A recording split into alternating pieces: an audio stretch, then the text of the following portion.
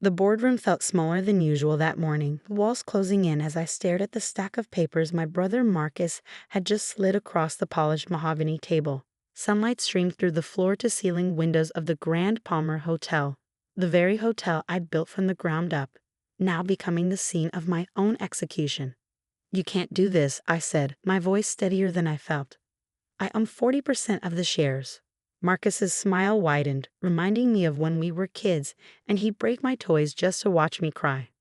"Actually, we can. Dad's 30% plus my 25, and he gestured to our cousin James, who sat quietly in the corner. The 15% James so generously agreed to sell me last week. That's 70%, dear sister. More than enough to force a leadership change. My name is Olivia Palmer, and at 32, I was about to lose everything I'd spent the last 5 years building. The Grand Palmer wasn't just a hotel. It was my mother's dream, the one she'd shared with me before cancer took her 6 years ago. I'd used every penny of my inheritance, mortgaged my house, and worked 18-hour days to turn a run-down historic building into one of the most sought-after boutique hotels in Boston. "Dad," I turned to my father, searching his face for any sign of the man who once encouraged me to dream big. "You can't agree with this," Mom wanted. "Don't bring your mother into this," he cut me off, his voice sharp. "The hotel's profits have plateaued. We need fresh leadership, new ideas. Marcus has connections." "Connections?" I laughed bitterly. "You mean his gambling buddies and that shady real estate developer he's been meeting with? The one who wants to tear down this building and turn it into luxury condos?" Marcus's face darkened. "You've been spying on me?" "I've been protecting my mother's legacy," I shot back. "Something you never cared about." James shifted uncomfortably in his chair, avoiding my gaze. He'd always been the weak one, easily swayed by whoever had the deepest pockets. I wondered how much Marcus had paid him for his shares. "The vote's already been recorded," Marcus said, tapping the papers in front of me. "You're out as CEO, effective immediately. Clear your office by the end of the day." I sat there, letting the reality sink in. 5 years of work, of pouring my heart and soul into every detail, from the restored Victorian moldings to the carefully curated art collection, all of it about to be stripped away. But they didn't know what I discovered last week while going through the old accounting books in the basement. "Fine," I said quietly, standing up and smoothing my skirt. "I'll go." Marcus looked almost disappointed by my lack of resistance. He'd been expecting tears, screaming, maybe even a threat of legal action. Instead, I picked up my purse, turned on my heel, and walked out of the boardroom without another word. The hotel staff watched me with confused expressions as I made my way to my office. They'd seen me here every day for 5 years, often before sunrise and long after sunset. I learned all their names, celebrated their birthdays, helped plan their weddings. Now I was leaving them in the hands of my brother, who couldn't even remember his own assistant's name. Maria, the head housekeeper who'd been with us since opening day, caught me at my office door. "Miss Olivia," she said, her eyes wide with concern. "Is it true? Are you leaving?" I hugged her tightly, breathing in the familiar scent of the lavender cleaning products I'd specially ordered because they were better for the environment. "Not by choice, Maria. They're forcing me out." "But the hotel, it's you. Everything here is you." I pulled back, meeting her worried gaze. "Keep watching, Maria. This isn't over." In my office, I began methodically packing my personal items. The framed photo of Mom and me at my college graduation. The business plan I'd written on yellow legal pads, full of dreams and calculations. The guest book from our opening night, filled with glowing reviews. As I worked, my mind raced back to last week's discovery. I'd been researching the hotel's history for an upcoming anniversary celebration when I found the old books. Detailed records of every transaction from the building's previous owner, including some payments that didn't add up. Payments that, if my suspicions were correct, could bring this whole house of cards tumbling down. My phone buzzed. A text from my best friend and the hotel's head chef. "Sophie, just heard. Tell me you have a plan." I smiled slightly, remembering our late-night conversations in the kitchen, dreaming up ways to make the Grand Palmer more than just another luxury hotel. We created farm-to-table menus, started a culinary training program for underprivileged youth, hosted charity events that raised millions for local causes. "Meet me at Theo's tonight," I texted back. 7 p.m. Bring your laptop. Theo's was our code for the tiny cafe 3 blocks away, where we'd done our initial planning for the hotel's restaurant. It had become our unofficial war room whenever we needed to strategize away from prying eyes. I was just sealing the last box when Marcus appeared in my doorway, hands in his pockets, looking annoyingly smug. Need help carrying anything out? He asked with fake concern. I met his gaze steadily. You know, Marcus, Mom always said you were smarter than you looked. I'm starting to think she was wrong about that. His smile faltered slightly. What's that supposed to mean? You'll find out, I said, picking up my box and brushing past him. Oh, and by the way, the paintings in the lobby, they're on loan from my private collection. I'll be sending someone to collect them tomorrow. That wiped the smile off his face. The artwork was one of the hotel's biggest draws, featured in every magazine spread and social media post. Removing them would leave conspicuous empty spaces on the walls, spaces that would raise questions among our high-end clientele. You can't, he started, but I was already walking away. In the lobby, I paused for one last look around. The grand staircase that I'd spent months restoring, each spindle hand-polished to a warm glow. The custom chandeliers I commissioned from local artisans. The cozy reading nooks I created in every corner, filled with vintage books and comfortable chairs. My father stood by the front desk, watching me with an expression I couldn't quite read. Regret? Concern? Or just annoyance that I wasn't breaking down in tears? I hope you know what you're doing, I said to him as I passed. Because Marcus will destroy everything Mom wanted for this place. He opened his mouth to respond, but I was already pushing through the revolving door, stepping out into the bright Boston morning. The doorman, Thomas, gave me a sad smile and a small salute. This isn't goodbye, Miss Palmer, he said quietly. Just see if it isn't. I smiled back, touched by his loyalty. Keep your eyes open, Thomas. Things are about to get interesting. As I walked to my car, I pulled out my phone and made 3 calls. The first was to my mother's old friend and my godmother, Eleanor Kingston, who happened to be one of Boston's top corporate lawyers. It's happened, I said when she picked up. They voted me out. Did you get everything from the basement? She asked, all business. Every last record. Meet us at Theo's tonight, 7 p.m. I'll be there. And Olivia? Your mother would be proud of you for fighting back. The second call was to my contact at the Boston Globe, a reporter who'd covered the hotel's opening and had been trying to get me to agree to a profile piece for months. Remember how you said you wanted a story? I asked. I've got something better. How do you feel about investigating financial fraud and corruption in Boston's luxury hotel industry? The third call was to an old college friend who now worked for the FBI's Financial Crimes Division. Hey Jack, I said when he answered, remember when you said you owed me a favor? I need to show you some interesting accounting records. The evening sun cast long shadows through Theo's front window as I spread the accounting records across a corner table. Sophie arrived first, her chef's coat traded for casual clothes, but still smelling faintly of the kitchen. Eleanor followed minutes later, her sharp lawyer's eyes already scanning the documents as she sat down. Walk us through it, Eleanor said, pulling out her reading glasses. I took a deep breath, pointing to specific entries in the old ledgers. The previous owner, Richard Montgomery, sold the building to us 5 years ago for what seemed like a surprisingly low price. I never questioned it because we needed the deal to work. But look at these payments. Sophie leaned in, frowning at the numbers. These are all to offshore accounts. Exactly, I said.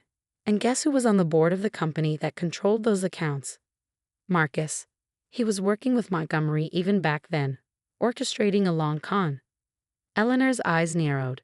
They sold you the building at a discount because they knew. They'd take it back eventually, I finished. The payments were their insurance. But here's where they got sloppy. They used the hotel's renovation budget to launder money from Montgomery's other projects. Every construction payment, every contractor invoice, they skimmed a percentage off the top. That's why Marcus pushed so hard to manage the renovation finances, Sophie said, realization dawning on her face. And now they want to tear down the hotel and build condos because Montgomery's development company is in trouble. They need to cash out, I added, pulling out more documents. But they didn't know about Mom's old habit of keeping backup records of everything. I finished. The payments were their insurance. But here's where they got sloppy. They used the hotel's renovation budget to launder money from Montgomery's other projects. Every construction payment, every contractor invoice, they skimmed a percentage off the top. That's why Marcus pushed so hard to manage the renovation finances, Sophie said, realization dawning on her face. And now they want to tear down the hotel and build condos because Montgomery's development company is in trouble. They need to cash out, I added, pulling out more documents. But they didn't know about Mom's old habit of keeping backup records of everything. Eleanor was already taking notes, her expression grim but determined. This is serious, Olivia. Wire fraud, money laundering, conspiracy. They could all go to prison. I don't want them in prison, I said quietly. I want my hotel back. The bell above Theo's door chimed as Jack, my FBI contact, walked in. He looked exactly as he had in college. Serious eyes behind wire-rimmed glasses, but now with a badge clipped to his belt. Sorry I'm late, he said, sliding into the booth. Had to verify some of those transfers you sent me. He pulled out his own stack of papers. You were right. The money trail leads straight to Montgomery's development projects in 3 states. Your brother's signature is all over the documents. What's our next move? Sophie asked, looking between Eleanor and Jack. Eleanor leaned back, a small smile playing at her lips. We go nuclear. But quietly. Over the next 2 hours, we crafted a plan. Jack would continue building the federal case quietly, keeping it under wraps until we were ready. Eleanor would prepare the civil suits, not just against Marcus and Montgomery, but against every board member who had knowingly participated in the fraud. The timing has to be perfect, Eleanor warned. We need to catch them before they can start selling off assets or destroying evidence. I nodded, thinking of the hotel's loyal staff, the local vendors we worked with, the community programs we built. How long? Give me 2 weeks, Jack said. I'll have enough to move forward with indictments by then. As our meeting wrapped up, Sophie grabbed my hand. Stay with me until this is over. My guest room is yours. I squeezed her hand gratefully. The thought of going back to my empty apartment, surrounded by photos and memories of the hotel, was too much to bear. The next 2 weeks were the hardest of my life. I watched from afar as Marcus began making changes to the hotel. He fired 3 longtime staff members, replaced Sophie's carefully crafted menu with generic fare, and started giving tours to development companies. But we weren't idle. Eleanor worked tirelessly, preparing documentation and building our case. Jack's team traced every fraudulent transaction, building an irrefutable paper trail. And I gathered statements from employees, vendors, and contractors who had witnessed Marcus and Montgomery's schemes firsthand. The day everything came to a head was deceptively bright and beautiful. I walked into the Grand Palmer's lobby just as the morning staff meeting was ending. Marcus stood at the front desk, talking to a group of developers while our father sat in his usual spot at a fireplace, reading the morning paper. What are you doing here? Marcus demanded when he saw me. You're not welcome anymore. I smiled, feeling surprisingly calm. Actually, I am. You see, the FBI is very interested in those offshore accounts you and Montgomery set up. The ones you used to launder money through the renovation project. The color drained from his face. Behind him, I saw our father lower his newspaper, his expression shifting from confusion to horror. What are you talking about? Marcus tried to bluster, but his voice shook slightly. She's talking about this, Jack said, walking in with 2 other agents. He held up a warrant. Marcus Palmer, you're under arrest for wire fraud, money laundering, and conspiracy. The lobby fell silent as Jack read Marcus his rights. Our father stood up, his face ashen. Olivia, what have you done? What he should have done years ago, Dad, protected Mom's dream instead of letting Marcus destroy it. Eleanor strode in next, carrying a thick folder. Mr. Palmer, these are the civil suits being filed against the board members who participated in this fraud. You have a choice. Sign the papers returning control of the hotel to Olivia, or face charges yourself. His hands trembled as he took the documents. I didn't know, he whispered. About the money laundering. I swear I didn't know. But you knew Marcus was planning to tear down Mom's hotel, I said, my voice breaking slightly. And you helped him anyway. As Marcus was led away in handcuffs, still protesting his innocence, I saw Thomas the doorman trying to hide his smile. Maria and the other staff members who'd gathered to watch were less subtle, some openly cheering. My father signed the papers without reading them, then sank into his chair by the fireplace, suddenly looking every one of his 70 years. "Your mother," he said softly, "she would be so disappointed in me." Yes, I agreed, she would. But she'd also tell you it's never too late to make things right. Over the next few months, the hotel underwent another transformation. Not of its physical appearance, I'd always loved its blend of historic charm and modern luxury, but of its spirit. With Marcus facing serious federal charges and Montgomery's development plans in shambles, I was able to focus on what mattered: our staff, our guests, and our community. Sophie's restaurant regained its fame for innovative cuisine. Maria was promoted to head of operations, her years of dedication finally rewarded. We expanded our community programs, partnering with local schools and charities to create more opportunities for underprivileged youth. My father, perhaps seeking redemption, threw himself into preserving the hotel's history. He spent hours documenting its stories, creating an archive that would ensure its legacy lived on. One year after the takeover attempt, we hosted a gala celebrating the hotel's 6th anniversary. The lobby was filled with loyal guests, community leaders, and every staff member who had stood by us through the crisis. As I stood on the grand staircase, preparing to give a speech, I caught sight of my mother's portrait above the fireplace. She was smiling that gentle smile I remembered so well, the one that always made me feel like everything would be all right. The Grand Palmer was built on a dream, I told the assembled crowd, a dream of creating not just a luxury hotel, but a home away from home. A place where every guest feels like family and every employee is part of our story. I raised my glass, looking at the faces of people who had become more than colleagues. They were my extended family now. To my mother, whose vision guided us. To our incredible staff, whose dedication never wavered. And to second chances, which prove that sometimes the hardest battles bring the sweetest victories. The champagne glasses clinked, the chandeliers sparkled, and the hotel hummed with the energy of celebration. This was what Mom had dreamed of, not just a successful business, but a living, breathing community. Later that night, as the last guest departed and the staff began their cleanup, I stood in the quiet lobby, listening to the gentle tick of the antique clock. My father joined me, his steps slower now, but his eyes clearer than they'd been in years.